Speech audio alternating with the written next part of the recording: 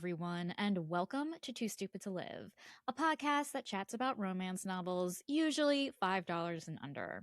I'm your host, Becky Feldman, and okay, as of this record right now, it has been 5 months since Heated Rivalry has aired and, changed our lives, changed the world.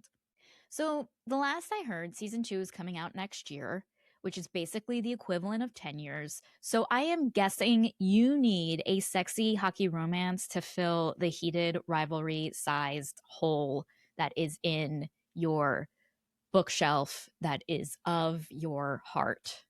Well, I have a recommendation for you. It is Meddling by Haley Reeves, aka Liz Shipton, aka today's guest, who is getting hot as hell with TSTL. These are special episodes where I chat with your favorite and soon to be favorite authors about their latest releases.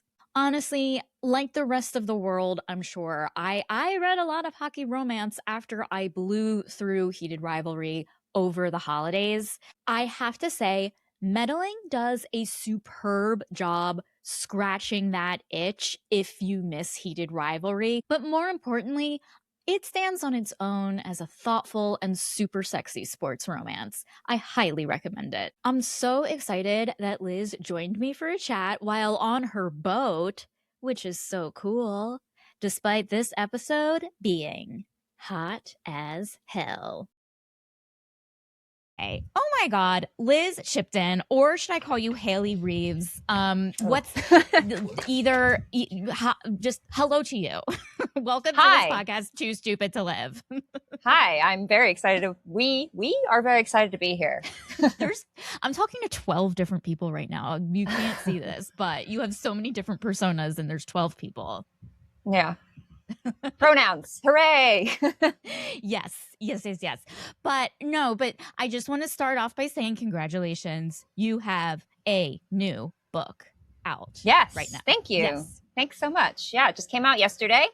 So I've been obsessively refreshing my Amazon page like all morning to look at the rankings, and yeah, it's doing pretty well. So I'm excited. That's something I always wanted to know, because when I put out a new podcast episode, I'm always looking obsessively checking in, and so it makes me feel better that I'm not the only one who. Oh God, no, that's everybody for sure, and this is the first time that it actually has gone well, so I'm like, yay! Well, how do you so basically, do you feel like you set maybe not I don't know, it's oh, when you put something out, you expect the world to change, and then it's oh. Yeah. Wow, you just summed it up so perfectly. That because I don't want to feel that way, but every single time I do. Don't get your hopes up. Don't get your hopes up. But my hopes are, sky high. Every time. Right. I feel like I put all of my eggs in one basket, and it's all of how I should feel about myself, and it's all these external things, and it's okay, I will only feel good about myself if this external thing comes true, and then it never does, and then you're just but you're doing it wrong. Do you know what I mean? You're just yes. Yep. Totally. I'm okay. So I haven't gone to therapy yet, but I know that I need to, because apparently it helps with stuff like that. Oh, you're not supposed to find your validation in these things that you're doing. You're supposed to just love yourself. What? No, I don't understand that. That makes no sense to me. I don't get that. I don't understand. I don't understand people who don't think all the time. And I don't understand people who are yeah. My boyfriend. So my partner, sorry, not boyfriend. He hates it when I call him boyfriend, but my partner, sometimes, because especially if I'm in the middle of writing a book, my head is I have a really hard time doing honestly anything else. My head is always in the book, and so we'll be walking and my partner will be where are you? You're thinking right now, and I'm are you not? What are you doing? Are you just standing there with nothing going on in your head? I don't get it. Is that a thing? And he's yeah, pretty much. What? Okay. That to me is if him walking and forgetting how to walk. Do you know what I mean? It's you are out in the world without a seatbelt if you're not thinking all the time. Yeah, speaking of which, then he's so what do you do when you're driving? And I'm I'm thinking about stuff or singing. What are you doing? He's I'm thinking about driving. Oh, yeah, okay. That makes sense, I guess. That makes I just like that makes absolutely no sense to me. That is nuts. But it kind of reminds me of the character of Liam because I related to him a lot because I feel like he's Mm. a type of character. Well, actually, both of them are like a character who's like very aware of all the thinking that they do. Yes, that's probably just me as an author. Yeah. Yeah. Did you like when you were writing both characters? Did you bring like yourself into both of them, or like is there one more than the other? Yeah. I would say definitely Liam is sort of more me for sure. Mhm. And I think Cole is like what I would, or sorry, not Cole. His name was originally Cole when I first wrote the book, and I changed it. It's funny, their names originally were Declan and Cole, and at some point I changed it, and I still call Nick Cole. I can't, That is I can't totally okay. stop. I I did don't know just why. have a Anyway, nervous breakdown. I was like, oh my God, did I read the wrong book? But I read the okay, wrong book. No, no, I just literally named my character the wrong name. It's fine. Mhm. But yeah, I think like Liam is like who I actually am, and Nick is like what I wish I was or like would aspire to be. Yeah, like Nick has his shit together. I felt like I was like, I mean, kind of, but then Mhm. he also just really doesn't, right? Because he's like, well, I've been to therapy, I know how to do this, and yet also just acts in a manner that goes against literally everything that therapy has taught him. oh my God, totally. Because like I feel like there's like people who are like, I went to therapy once, I'm done. And you don't I'm realize good. like, oh, this is like you have to like work at it every day, which is annoying, you know. But Yes. I don't want to do that. It's so hard. no, like what does this world expect of me? Yeah. But okay, to back up a little bit, you do have a new book coming out. It is meddling. It is a hockey romance. Mhm. In light of how popular heated rivalry has become, tell me Yes. about like what it was like to write a hockey romance post not post heated rivalry, but just like with all of it in like the zeitgeist. Do you know what I mean? Yeah. I mean, honestly, that was kind of why I started writing the book Mhm. because, okay, so Haley Reeves, which is the name the book is published under, is my pen name. My real name is Liz Shipton, and I have a bunch of, they're all behind me right here. I have a bunch Mhm. of books out. And I basically, so I've been writing for about 4 years, and I have been fighting the market like the entire time because what I want to write is like weird, cross genre. I mean, look at me. Obviously I write like weird weird shit. And I kind of like came into it being like, I can change things, you know, like I'm going to do the opposite of what everyone else does and I'm going to be successful. And it took me 4 years to basically be like, no, you're not. So I just like got to a point where I just got so tired of fighting the market because like, I think my books are good. I think they're well written They and are like, good, yes. oh, thanks. And yet like nobody picks them up purely because like the covers are wrong or they're like a little bit, they're just like slightly too off or slightly too weird for people to really want to pick them up. So like when I saw Heated Rivalry was getting big, I was like, huh, okay, so people really like hockey romance. And I had already done a male-male pairing in some other books that I wrote, part of the first series I wrote.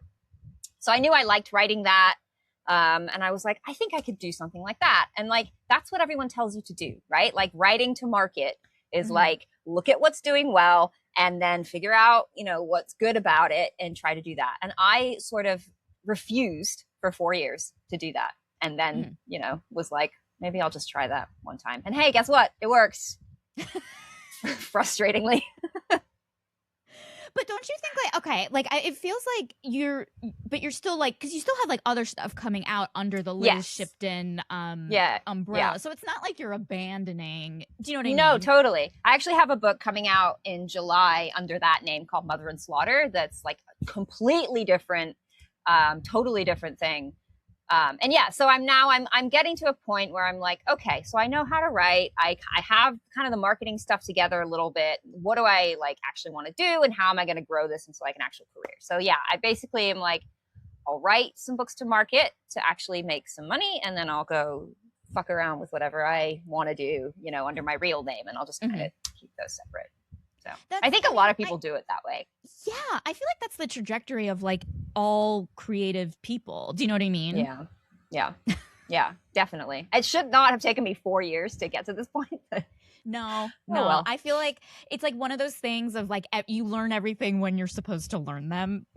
Yeah. I'm making myself feel better by saying that, actually, now Yeah. that I think about That it. is true, actually. You know what's funny is like people are always like, oh, everything happens for a reason, or timing, whatever happens for a reason. And I don't necessarily believe that, but sometimes I do look back at like the first books I wrote, and like those didn't do well, and I was so mad at the time that they weren't doing well, and then I read them now and I'm like, oh, these are awful. I'm so glad these didn't like blow up. Like if a lot of people were reading these and like thinking that this is like what I can do, oh god, no. Well, it's so hard because it feels like you want to start out successful, right? Like you don't like Mm-hmm. I'm liking it to like being a new person at work. You never want to be the new person. You want to like show up and like already know what you're doing. You know what I mean? And then Yeah. it's like you have to look back and then being like, oh, like I really didn't. I'm sure compared to like what other people have put out, like your books that you first wrote were like spectacular, but like it's like you have to like admit like, oh, okay, Mm-hmm. really, like I was just learning. I was doing this for the first time. I need to give Yeah. myself like grace or something. Yeah. Yeah. Definitely. Yeah. Well, tell us about how you got into writing. Like what was like you put those first books out, but like I guess maybe my question for you is you were born and then then you started writing 4 years ago. Like what was that sandwich? What was the meat of that Oh sandwich? God, there's so much in there. You really want to go all the way back there. Okay, No, so I'm just kidding, but yeah. I How did you get started to writing. writing? Let's start there. I started Yeah. writing because my partner and I moved onto this boat. So I'm Mhm. I'm on a boat right now. I'm in a sailboat. We live on it. We've been living on it for about 5 years, 4.5 years. We're in the Caribbean right now. And we had planned to do this for a long time. Like we'd been saving and we'd been working up to it and getting ready for like many, many years. And part of my motivation for wanting to move onto the boat is that I kind of knew that it would be a pretty low overhead cost of living. And I wanted to try writing. It's something that I always, going, way back to when I was born, Mhm. I had always thought, oh, I would love to do that. I would love to write a book. And I think kind of everyone has that thought, like in the back of their head at some point in their life. Sure. And yeah, I got to a point when we're on the boat where I was like, oh, I can do this now. Cause like financially it's very, very easy to kind of keep this going.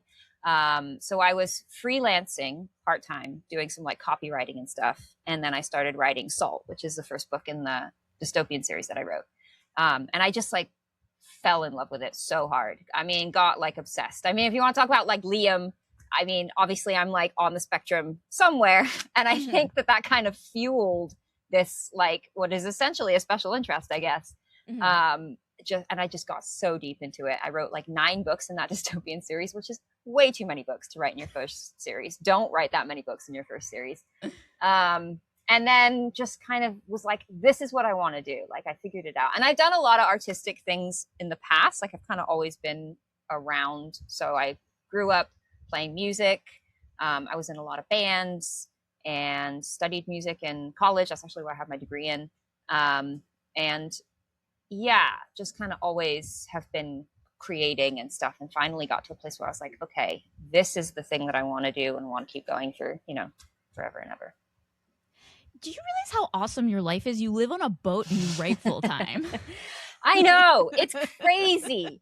Yeah, I do feel there's obviously days when like honestly it's not the best, because like living on a boat, like yes, we're in the Caribbean and it is gorgeous, but also like it rains and like rain comes into the boat, like our boat leaks, and like just like there's some things that like day to day when I'm like naked on the back of the boat hanging off of a step ladder showering myself with one hand, with like a handheld, and a boat full of tourists goes by, which has happened to me on many occasions. That's when I'm like, what am I doing?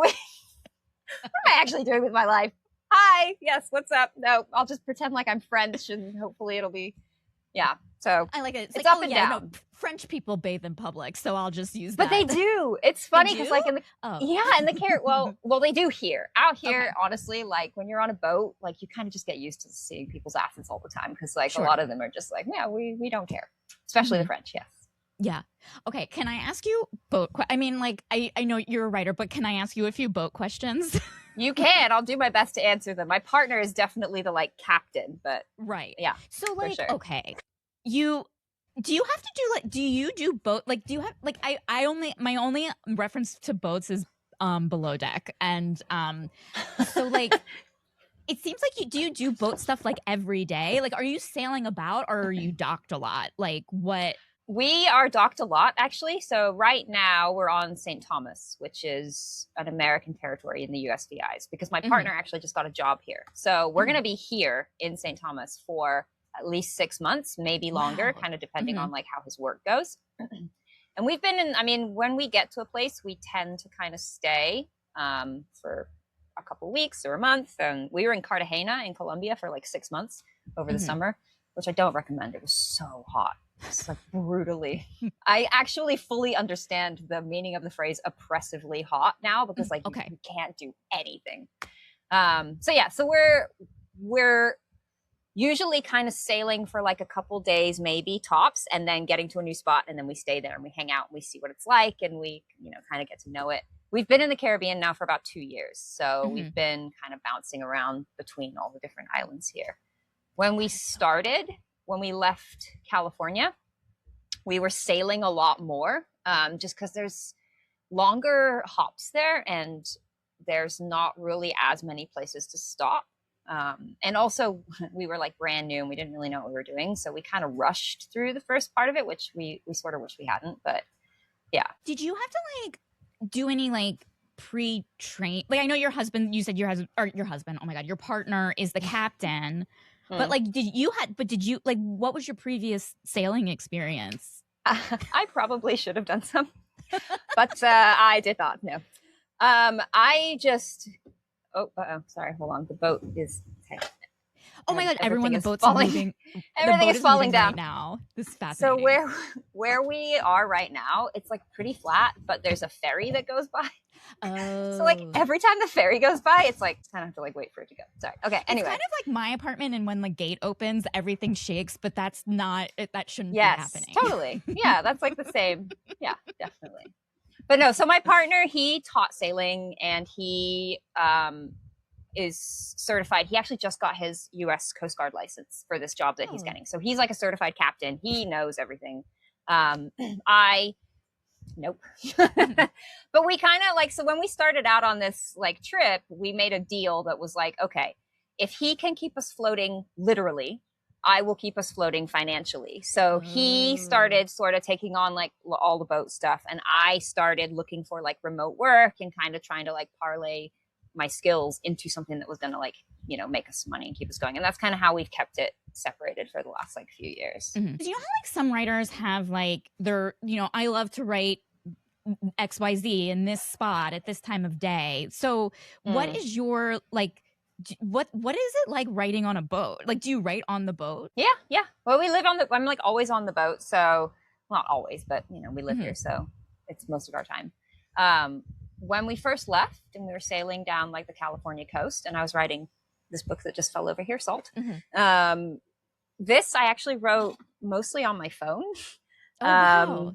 Like, because so we were sailing overnight a lot. And so you have to do a night watch. So it's like 4 hours on, 4 hours off. So my partner's on watch for 4 hours, and then I'm on watch for 4 hours, and you know, whatever. So between the hours of like 2 and 6 in the morning, it's hard to stay awake unless you're writing a book. So I was like, just like, that was what I was doing while I was on watch, and obviously watching, don't tell my partner, like just on my phone, writing chapters during those like 4 hours, which is a really weird and surreal experience. And definitely I'm glad that I like have that odd experience in my life.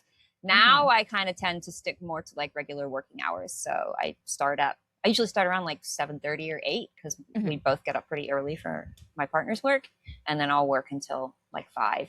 And yeah, I mean, the thing is, I love it so much that if I didn't have to like stop and walk the dog and eat dinner, I would just, it would be like 24 hours a day. Right. Yeah, I get that. Like, you're just like, oh yeah, I have to like eat food and go to the bathroom and like do all this stuff. Yeah, right. Human things. Well, going back to meddling, do you want to give us just like a real quick like rundown of like what it's about? Give us a elevator pitch. Is that the phrase? We don't know. Oh God, I don't have this together yet. Okay, this is going to be great practice for me. Thanks. Okay, Meddling. It is a rivals to lovers male-male hockey romance for fans of heated rivalry. Basically, the premise is these two guys, Liam Harris and Nick Arsenault, are enemies for like the last 6 years. 6 years ago, Liam broke Nick's shoulder. And now they're being forced to room together at the Winter Olympics. And so it's, you know, a forced proximity. And basically they start out hating each other, driving each other crazy in this room. And then throughout the course of the book, obviously they kind of fall in love. And then there's a sort of a subplot with like the media is kind of closing in with this story that's threatening to out closeted hockey players. And so Nick gets sort of like outed, and then I mean, I guess I don't want to like give away too much of what's happening, but he has to sort of figure out how he wants to deal with that. And then at the same time, Liam has never really come out to anybody, so he's like extremely closeted. So they're trying to like navigate that on top of winning at the Olympics. Right. Yeah. It's like, it's hard for me not to see kind of the parallels with them being outed, and then also kind of how insane everyone is about the two stars of heated rivalry, and like trying to like peek into their like personal lives, and just like what is privacy anymore, you know? Yeah. You know what's so funny is I actually didn't even think about that, but you're right. Yeah. Yeah. Because like I know someone who was like working on this thing, and like they in showbiz, and you know, she was talking about like they were talking about like budget, and they were like, oh, what if we got a heated rivalry thing? And they're like, we need security like that is beyond any type of security ever before. Do you know what I mean? And so I guess like hearing that, and then like while reading this of like, oh God, like what are our lives now? You know what I mean? Like, what are people's lives? Yeah. And actually something that like, as I was writing this, like, so it's taking place, it's sort of like set in like at the Olympics that happened this year, sort of. And oh shit, what I was going to say just went completely out of my head. Welcome to, this is my brain all the time. Oh no. All right, hold on. What was it? Oh yeah. Okay, I remember. So it's happening at the Olympics, specifically in the Olympics in 2026. So there's like a few things that are kind of interesting about that. One, which I didn't know, was that the NHL hasn't actually sent any hockey players to the Olympics in like 8 years or something, or like the last two cycles. And then also you had COVID, which like screwed everything up. So this is actually the first time that both these guys have been at the Olympics. And also that the Olympics are kind of not, or maybe it's, I don't know, maybe it's just me. It's hard for me to know because I live so sort of remotely and like on the like fringe of society out here. But it seemed to me that like the Olympics this year weren't kind of the massive cultural like world event that they have been in past years.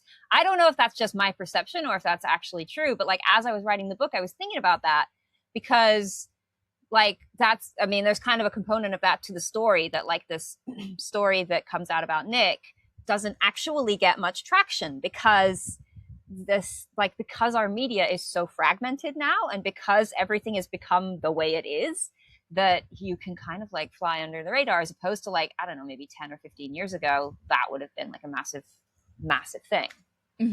Yeah, I think you're right about that with like the Olympics, because like I don't know, I just like feel like everyone is just in their own pockets. So maybe there is kind of like a world where there's a community of people who are just like, if I hear about the Olympics one more time, I'm gonna blah blah blah. And then there's like other people who are like, what, the Olympics are happening? Like yeah.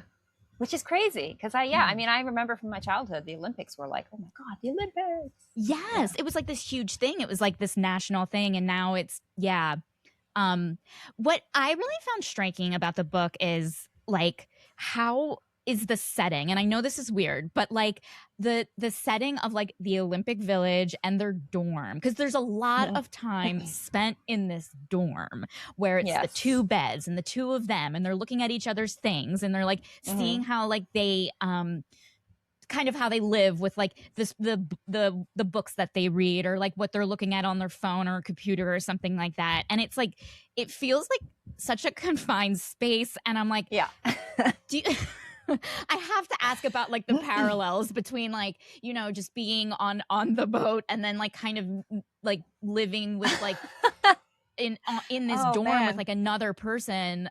and you're Yeah. like getting to know them for the first time. You know what I mean? That's really funny. I love doing these interviews because people will like point things out to me that I haven't even like thought about, but you're so right. Like subconsciously, obviously. Yeah. Yeah, I guess there are definitely some parallels there. I mean, yeah, I just said, my partner's just taken this new job, so he's like away now for like Mm-hmm. 10 hours a day, which we've literally been this close for like Right. the last 5 years, 24 hours a day. So it's honestly kind of nice. But yeah, speaking like to the story specifically, it's actually funny you bring that up because I kind of got like halfway through writing it and I was like, I realized I had kind of like trapped myself in this room where I was like, where else are they going to do it? Because there's really not that many options. like, yeah, okay, it's a great premise. They're stuck in this room together. But then once you actually get into the like nitty gritty of writing it, it's like, okay, so are they going to hook up in the room again? Yeah, I guess they are because that's the only place. Mm-hmm. But then I did like then so towards the end I was like, all right, I'm getting tired of this room, and I had to like pull them out of it a little bit.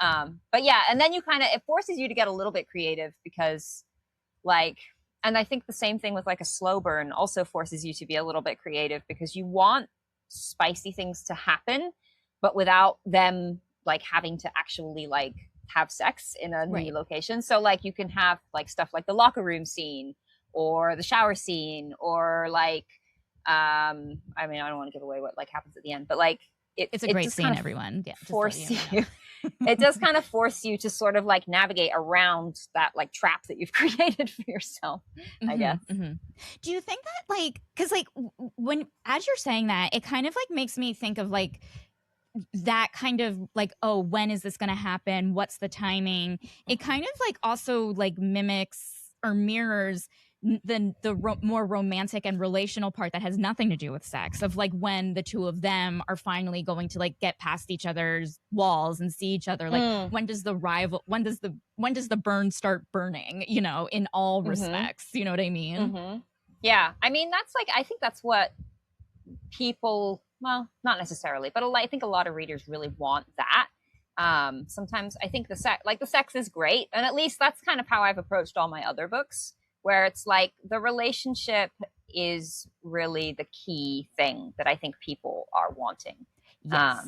And if you don't have those elements, then I mean, I get it, like it's just a different kind of book, right? It's like more like an erotica, which maybe this is, I don't know. There is a lot of sex in it, but you have to have those like moments of romantic tension and the character development and all that stuff to make the sex feel like real and earned. Otherwise it just feels like, well, they're having sex again. Great. Right. Yeah. Because like with this, like I don't know what it is, but the fact that like there is like this kind of theme of redemption here. The fact that I don't know why it kind of is like he broke his shoulder and they're gonna fall in love. Like I don't know what it is. That seems so huge. It's a little extreme. I think that probably comes from the fact that like I've come from the world of like sci-fi and fantasy where that kind of thing is a little bit less like like it doesn't feel as extreme when the world you're in is literally like people are dying because of whatever dystopian thing is happening. Breaking someone's shoulder is maybe not such a big deal, but then like in the real world, like yeah, that's it. That is a big thing. And that was another thing where I got halfway through the book and I was like, is he really gonna get with the guy who broke his shoulder? Like I have to make sure I write this like pretty carefully because otherwise it's not gonna make any sense at all. So I don't know. We'll see how people feel about that because it's only launched yesterday and reviews are coming in. So yeah. But I mean, I feel like it's like one of those things where you need that. Like for example, like in Heated Rivalry, you have Shane and Ilya, and you're like, how are these two going to get together? They're being pitted by the media as these like rivals, and then you get into, and then like you want to start off every like rivals to lovers book with like, how are they going to get together? He like injured him, you know what I mean? But I think like what I really liked about this book is like it is part of the job. Like you are putting your bodies at risk. You are putting yourself at risk of hurting other bodies when you are an athlete. And there was like this theme of like taking accountability, owning up to what you've done versus just issuing an apology just to kind of put your mistakes behind you and then like move on. Do you know what I mean? Yeah. So there's sort of like two places in the book where Liam like kind of apologizes, I guess, for doing that. And the first one, like he doesn't really apologize. I'm about to get Mm-hmm. punched in the head with an apple here. They basically have this conversation where Nick is like trying to get him to talk about it, and we don't really find out until later that like, you know, Liam is autistic, and that probably has a lot to do with why he like doesn't want to talk about it. And and so then he does eventually apologize, but it happens like way, way, way late in the book after they've already kind of decided that they like each other and are figuring out how to be together. And I think I kind of wanted it not to feel, how do I explain this? There's like a way that you can sort of like tie everything up really neatly with a nice bow. And I kind of didn't want that. If it was like, okay, Liam's apologized, so now we can move on to the sex, that felt a little bit too sort of like cut and dry to me. And I think it's a little bit more interesting to have that tension sort of remaining and unresolved, and they're still getting together. Like that to me is more interesting than like, oh, everything's great, we can have sex now. Like, right. Yeah. 100%. Yeah. Because it kind of adds to the, like, I mean, as a reader, like I do love the first sex scene after like they apologize and they come clean with each other. Like for me, whenever that happens, that's always the best sex scene. Like I've noticed, but with this, like it kind of like raises the stakes a little bit, because it is like, okay, we have these great sex scenes or like these, you know, romantic scenes, but there's still this like underlying tension of like there's still a barrier there, and it's going to take a really long time for them to get past it, but they need to hook up with each other because they're staying in the same room together. Yeah, I think that definitely, and I think like pretty much all the romances that I have written, if you can even call them that, some people don't, but like are slow burn. Because for me, I'm kind of the opposite. For me, all of that like tension and build up, like that's the fun part. That's what I want to read. And then once they're together, I'm always like, I just like put this book down. Like I don't need to read anymore. Yeah, I feel the same way. Like there's like when people are like, oh, do you want to do a, like if someone's like, oh, let's see a sequel to something that ended with a happily ever after, I'm like, do we want to see these people happy? I don't know. Yeah, then they're just, yeah, I've written a short story before that was like a little bit of bonus content for like, it's like now they're in marital bliss and whatever. And I feel like maybe a short story is fine. That's like about as long as you can stretch it. And there's literally just like no plot at all. It's just like, oh, we're having sex here, and then we're having sex over there, and then we're going to have sex over there. And it's just, that's kind of like just a little fun gift for readers, I guess. Right. Yeah. Because like in the longer story, you want the yearning, you need the emotional suffering of like not being able to be together or thinking you can't be together, and like just this the turmoil. You mentioned just now, you were like, some people don't consider your books romances. Like, yeah. Tell more about that. So like all the other stuff, like I said, this is the first hockey romance book, or like, I guess this is really honestly the first like romance book I've written. Everything else I've written, I think, leans more sort of like sci-fi and fantasy. And the romance is secondary to sort of like either the main character's arc or the world, like, you know, changing the world and the world building and all that kind of stuff.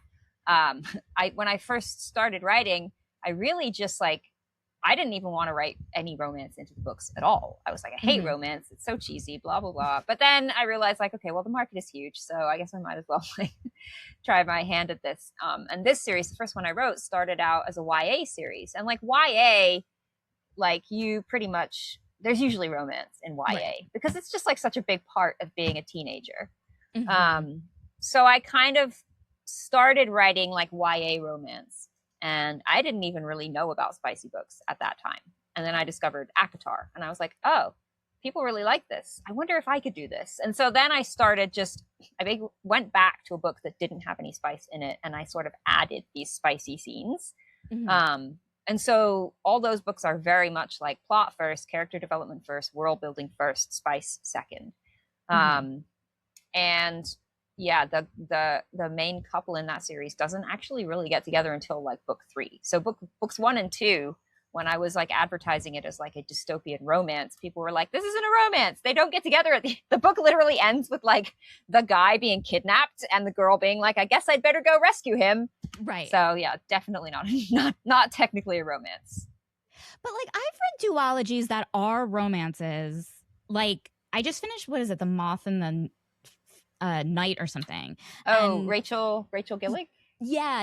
And Yeah. like it ends with, spoiler alert, sorry everyone, I'll whatever. But like it ends with them like they're separated. And so it's like, well, but it is a romance because this is a Yeah. series. Like it's weird like when people say a singular book isn't a romance when the series isn't a romance. That's true. Yeah, I guess you could consider the series a romance. And yeah, I think, I don't know, it's hard because a lot of people have very strong opinions, and that's fine. You know, like they know what they want to read, and they want to read a romance where the couple gets together at the end and they know that it's going to be, you know, that. Um, I personally don't have that strict of like criteria. Mm-hmm. But yeah, it's definitely tricky to like sort of navigate that world, knowing that people have expectations like that. Totally. So like when you were starting to like write meddling, knowing this world were so, I mean, the romance world is great, but so many people have so many striking, strong opinions. Like, does that come into play when like you're in your creative process of like what people are gonna think? Yeah. So when I started writing this book, I was doing it the way that I've done all my other books, which they usually have 3 or maybe 4 like open door scenes. Mm-hmm. Usually 3, and then there's one that's kind of like an almost, like they're almost getting together, they're just kissing or whatever. Right. And then I read Heated Rivalry, and it's like they're doing it every other chapter. And I was like, oh, Jesus. Okay. I guess I got to write like a lot more sex in this one. Because people like kind of expect that, like it's part of the genre. So yeah, then I had to basically be like, all right, well, I've just got to work more sex into it, I guess. So figure out how to do that. So yeah, that definitely did come into play.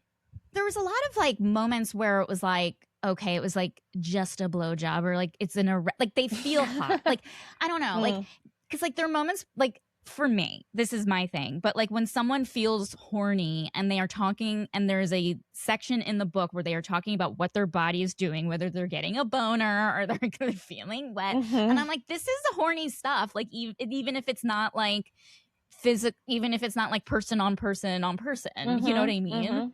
Yeah. And like I think same with like the slow burn stuff. It's like I think that stuff is almost more, I don't know, I like that stuff more. I think I kind of like that, like almost yearning, kind of like wanting that's like what's fun about sex in general, right? Is like desire, because that's yeah. And then once they're like having sex, it's almost like, okay, well, now they're just having sex. Yeah Cool, great. It seems like in the Olympic Village, these athletes are just hooking up all the time. You know what's funny? I actually did do some research, and I think that's sort of largely a myth. I was reading on Reddit. I was like, do athletes actually like get it on all the time in the Olympic Village? And a lot of people were just like, nah, not really as much as like the media sort of plays it up or whatever. Because it is like this little bit of like summer camp kind of college vibe of like, and also like, to be fair, I mean, they're athletes, so it's kind of like people idolize the physicality of athletes, so it is like kind of like, oh yeah, they must be fucking all the time. Like yeah I mean, I don't know, but Reddit sort of said, well, I guess the one subreddit that I was doing research in said not so much, but I'd have to ask an Olympic athlete, I guess. Yeah. What also felt like really, and this has nothing to do with the sex, what also felt like really kind of engaging was just the dining hall politics. Like you never think about the meals the athletes eat, but like but then, you know, like it's like, yeah, what is the food like? Like, and you thought about all of that. Yeah. I mean, well, yeah, I don't know. I think my characters always seem to end up in a dining hall at some point. I think just like sitting at a table, like eating over food it gives you business to do with your hands, right? Like they're picking up their forks and they're doing water glasses. So there's stuff that you can like have them doing while they're talking and like use as dialogue tags. And that's probably why my characters always seem to end up like talking over food. But I mean, that is also just sort of like a natural thing that like humans do, I guess. Yeah. You just think athletes all the time just play their sports and do nothing else. And then you're like, no, they're people too. Yeah. um, well, speaking of the dining hall, like, can we talk about some of the side characters and like how you came up with Sure. them? Yeah, Yeah. yeah. Um, so okay, something I wanted to do with this book was I wanted this is not like to critique heated rivalry or like any hockey romance in general, but I really wanted like a bit more queerness in it. Yes. You know what I mean? Like, Yeah, yeah, yeah. I wanted Nick, because he is sort of out already and he would like be in the community a little bit. So I wanted him to have like other queer people in the books. I just kind of wanted more of a nod to like, yeah, there's actually a community of people. And same thing with like how he ends up like building the coalition at the end. I don't. Are we allowed to do spoilers? Of course, yeah. Okay. Spoil So away. he eventually decides that he's gonna like give an interview to Vanity Fair and like come out officially and be the first bi hockey player in the NFL to like publicly make a statement. But he does it by recruiting this other a gay girl who he's met at the Olympics, this skier. And then we find out that there's another hockey player on the American team who's also gay. And so the three of them together, then plus we get Liam's agent, who it turns out is sort of wanting to be involved, to kind of like band together and form a community. And like that's how change happens, right? Like that's sort of felt more real to me. And I wanted yeah, I just wanted more queer people in it. And like Louis, so like Nick's friend who's in Canada and then comes down to see, and Emma, and I think it's actually like majority queer people in the book, right, now that I think about it. Yeah. Yeah. But like what was really interesting about this, which I think heated rivalry lacks, is like just the kind of the politics of coming out and publicly in like an article. And you know, there's like community is so great, and you know, being owning your truth and being who you are and being a role model to so many people is so great, but just looking at like what's at stake, like I really felt for Nick and Liam when Nick is having this kind of you know, like I want to, you know, come out and be in my truth, but I also really care for Liam and this might not be his thing. And just like thinking about like, oh, sometimes the right choices can have horrible consequences. Speaking of thinking and being in your brain all the time, like that, it feels like really the book really kind of like towards the end explores that. Yeah, and I think this is kind of funny because like, yes, so heated rivalry, I actually liked this about heated rivalry, which is that it's not really a happily ever after. Like it kind of is, right, but it's like bittersweet, right? So in the end of the book, they're together, but they're still hiding, right? Yes. Like they don't actually come out. And it's sort of, I liked that because I'm not really a happily ever after person. I don't really like do happily ever after. I don't seek that out. It's not something I'm really like interested in. All my other books, like none of them have that. So then when I came to this book, I was like, okay, if I'm going to write a romance and I want it to be marketable and I want to, you know, hit all these things that I know people want, it has to have a happily ever after. So I think it's like just a form of malicious compliance where I was like, okay, if we're going to do happily ever after, we're going to do like really happily ever after where we literally have changed the world and like these guys are coming out and like that's a happily ever after that like I can get behind. So yeah, that's just sort of me being a bit of a dick, I guess. No, and I think here's the thing. I'll argue against your own book that you wrote that I only read. Even at the end, like I think their happily ever after still has complexities that are unresolved. You know, like they aren't spoiler alert, not living not that you have to live together to have a happily ever after, but you know, there's still there were boxes in their lives that still remain unchecked that kind of puts this in the category of like a happy for now versus a happy forever. That's good to know. Maybe I'll change the Amazon listing. Yeah. But I think some of that also maybe comes from, again, like the world of like sci-fi and fantasy, which is where I've mostly written. Like in sci-fi and particularly in like dystopian, which is a lot of what I write, the world is a really big part of the story. Like, and if you get to the end of a dystopian romance and like the world hasn't changed, then you haven't really, like, I don't think you've really done your job. Like that's because the world changing is a huge part of like a fantasy book or a sci-fi book or a dystopian book, at least, I don't know, in my opinion, I guess. So I think that I kind of ended up just sort of like carrying that over into this, where it's like, oh, we're gonna beat the bad guys and bring down the government and you know, all that stuff. Honestly, I think you did, because like this is like, it was one of these books where like just hearing you talk about sci-fi and talk about world building, and I was just so like struck by the different descriptions of the setting and the community of of the Olympics in this book, that it almost does kind of feel a little sci-fi, just with all of like this like the attention to detail, you know what I mean? Like I honestly, it honestly felt like sometimes when I read sci-fi, you are kind of like peeking into this world that you've never seen before. And this book has that kind of same kind of aspect, except it's like with Olympics, and that is real. Yeah, that's true. Actually, yeah, because it's like a little world, right? The Olympic Village. It's like a, yeah. Do you think that like people in the romance world, like thinking about happily ever afters, like sometimes it feels like we're a little too strict about what that means? Do you know what I mean?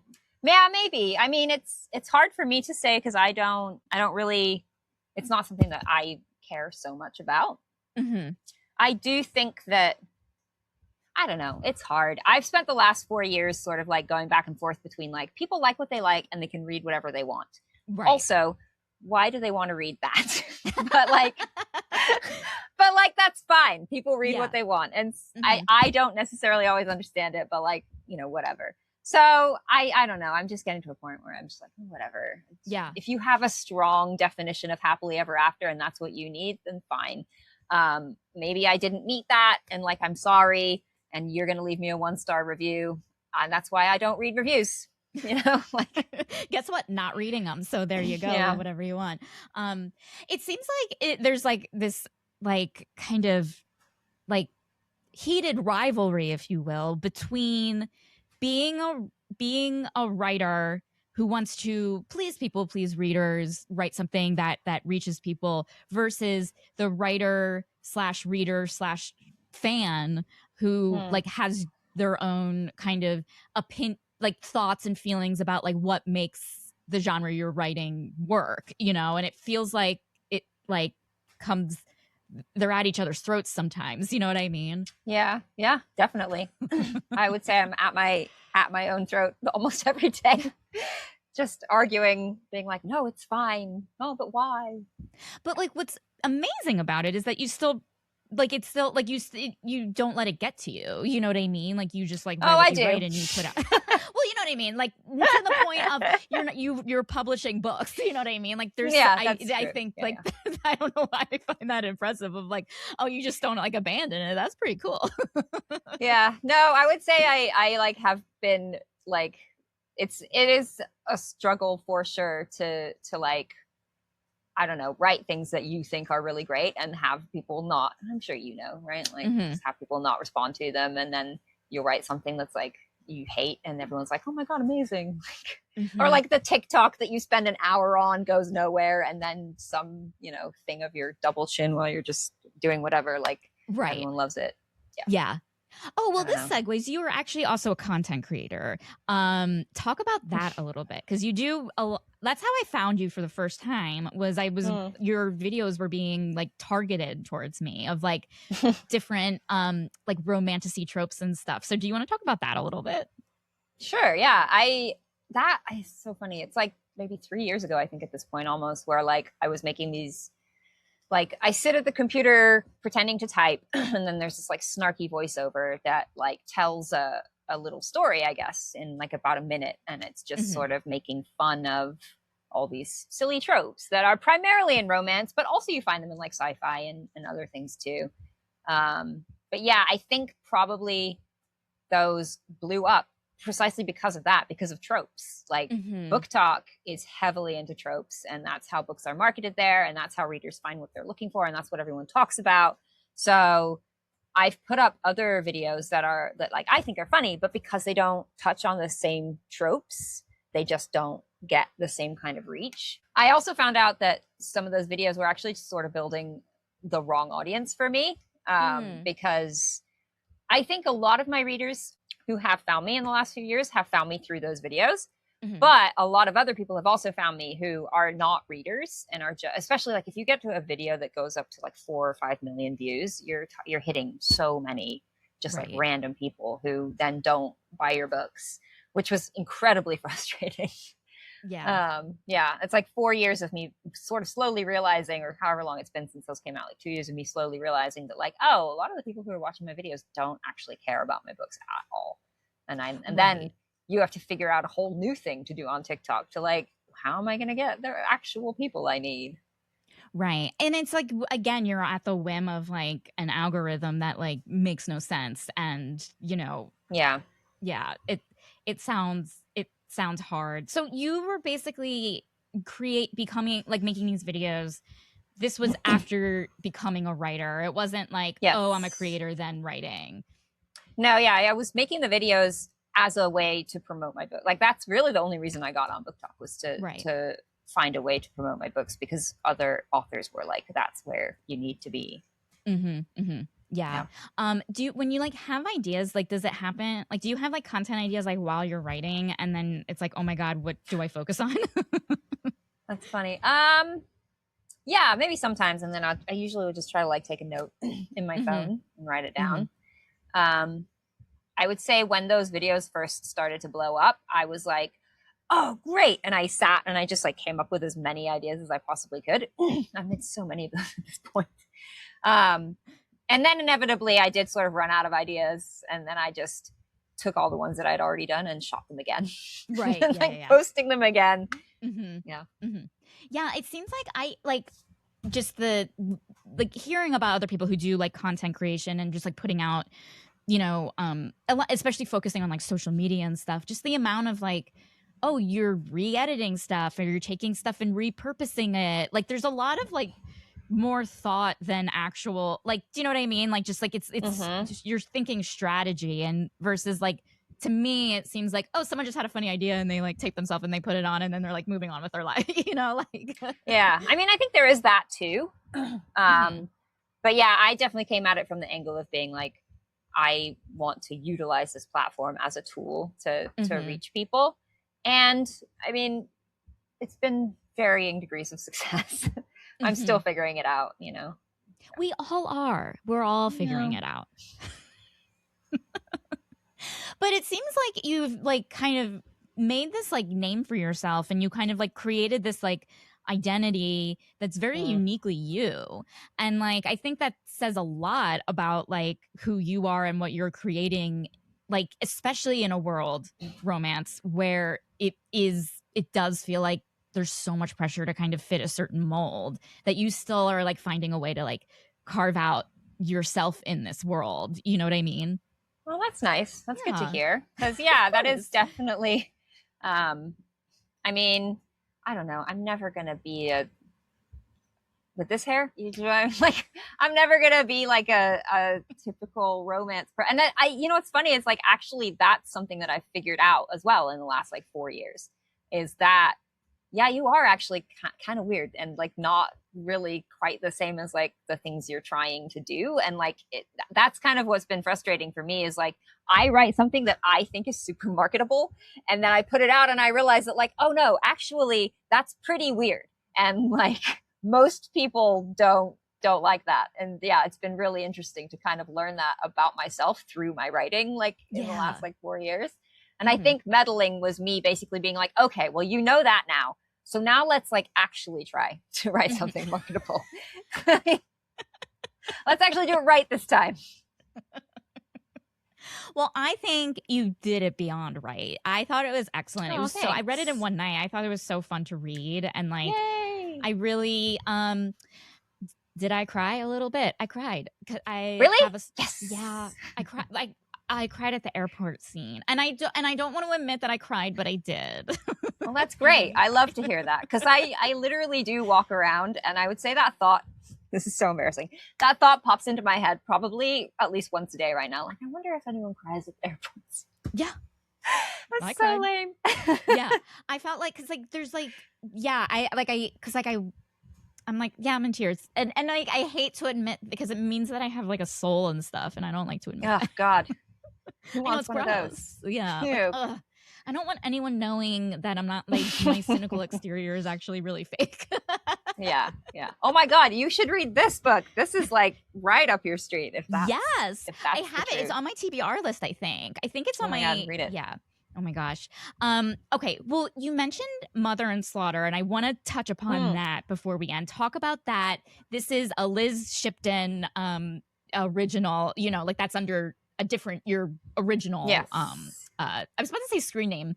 I meant name. I just meant Pen name, regular name. screen Yeah. name, username. Yeah. Mm-hmm. Yeah. Okay. So Mother and Slaughter is actually kind of different from any of the other stuff. So there's no spice in it. There is a romantic subplot, but it's very much a subplot.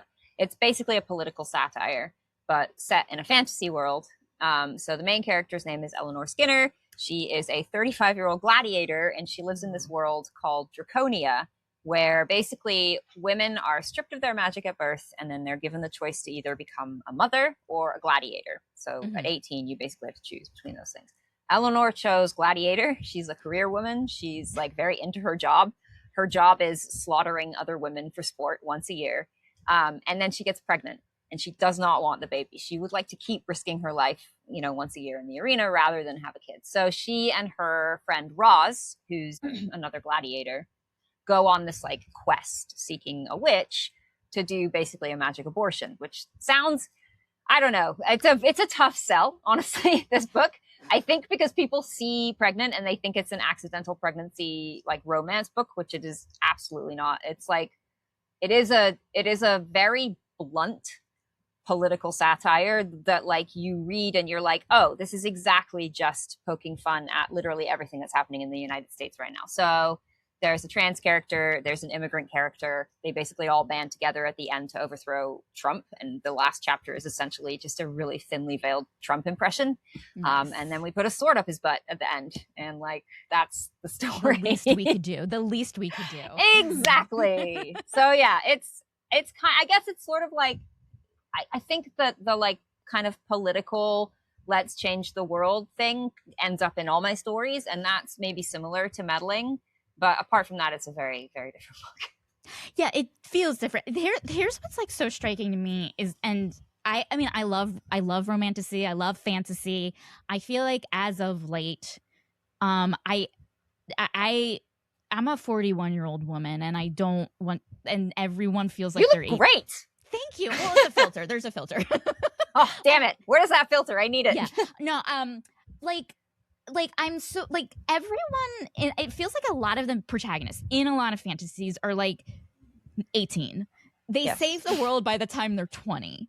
And so then they have the rest of their lives to live in like a happily ever after world, and I get very jealous. And so like I'm really glad someone's 35.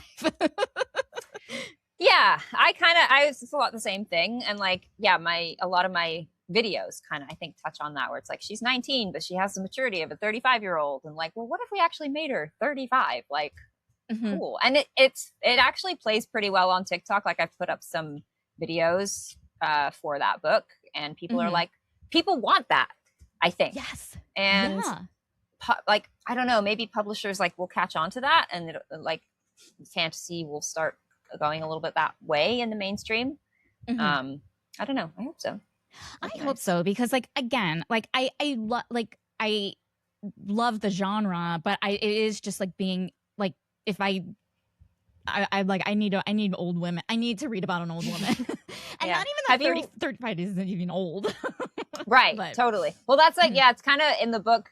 It's funny because she's 35, but I'm like, I don't know if maybe you feel this way. This is how I feel. It's like you get to your late 30s and you're like, oh no.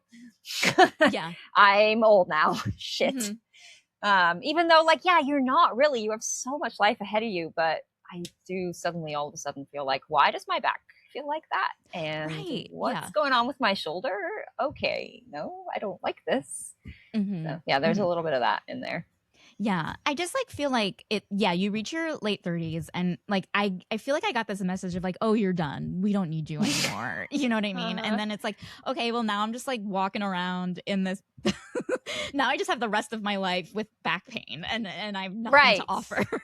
It's just, I think there's like a, oh, who is it? There's a comedian. Oh, I think it's John Mulaney who does a joke about like, it's just this. It's just Yeah, worse versions of this from here on yeah. out. Hmm. Like, And oh, like, God damn it. yeah, and so it's nice to like hear like something in a genre that I feel like just perpetuates youth sometimes, that like I'm like, oh, okay, we Yeah. need someone who isn't in their 20s. There's a great book called, have you read The Adventures of Amina Al-Sarafi? Yes, and that's Yeah. I loved that book, and that was what Yeah, made it same. so good. Yeah, yeah, yeah. I was like, oh, she's a mother, and like, oh, it was so Mm-hmm. good. Yeah. Yeah. Okay, well, before we go, remind us about meddling, when it comes out, where we can find you. Do like your plug, do another like final plug, if you will. Okay. All right. So meddling actually came out yesterday, April 7th. So you can go. It is in KU. It is on Kindle. You can get a paperback from Amazon. You can get a paperback from everywhere, actually. It's like if you go into your indie bookshop and you ask them to order it, they can order it in for you. Go to your library, do it that way. It's there. The next book in that series, which is called Wingmen, is coming out in July. Cool. And then I also have Mother and Slaughter coming out in July as well, because I am a terrible planner. Well, it's two different people. It's like you're one is Yeah, Haley and the but other there is is. actually Yeah, only one of me I know. running both Yeah. of those launches. So Okay. dumb. Yes, that is But true. yeah. Yeah. Mm-hmm. But Well, yeah, you can yeah. find everything about me at lizshipton.com, or you can find me under the handle Liz Shipton Author on pretty much all the social media platforms. Yay. Well, thank you, Liz, so much. It was such a pleasure to talk to you. Yeah, thank you so much. This was really fun. Hey there, Substack subscribers. Was that conversation with Liz as hot as. Wait, let me try that again. Hey, Substack subscribers. Was that conversation with Liz as hot for you as it was for me? Well, I hope you're ready for a quick little wrap up exclusively for you, a little pillow talk, because I need it right now.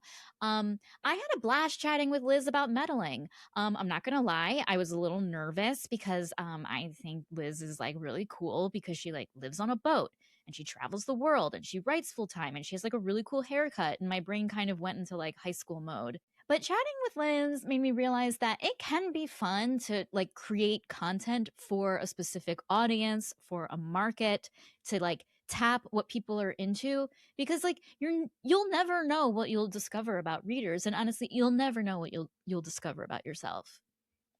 That was smart. So something that I learned about myself recently with all of like this hockey romance is that I think I have become a stereotypical heated rivalry fan. One, I'm an adult woman. Two, I am in a parasocial relationship with the stars of heated rivalry where I feel like I am their proud mother and they are my baby boys, like my sons, who I also find attractive and maybe want to have sex with.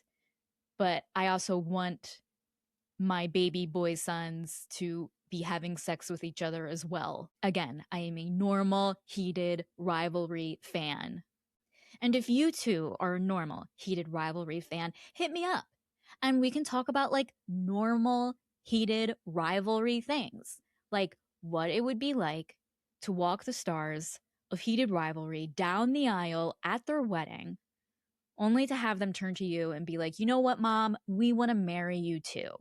And then the three of us get married, and it's like a really nice happily ever after because I got to marry both of my sexy sons that I didn't raise, who aren't even related to each other, who I didn't even know existed until like less than 6 months ago.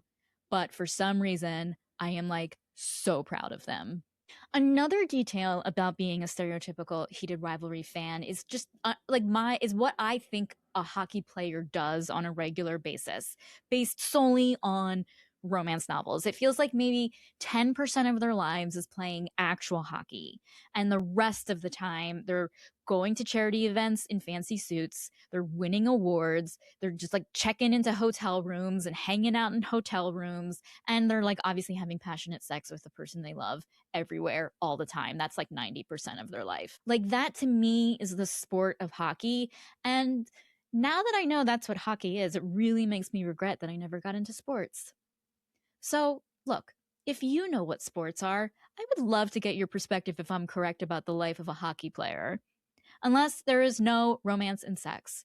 In which case, like, how did you even find yourself here? I think you took a wrong turn somewhere, guys. Thank you so much for getting hot as hell with TSTL today. I hope you have a nautical rest of your day.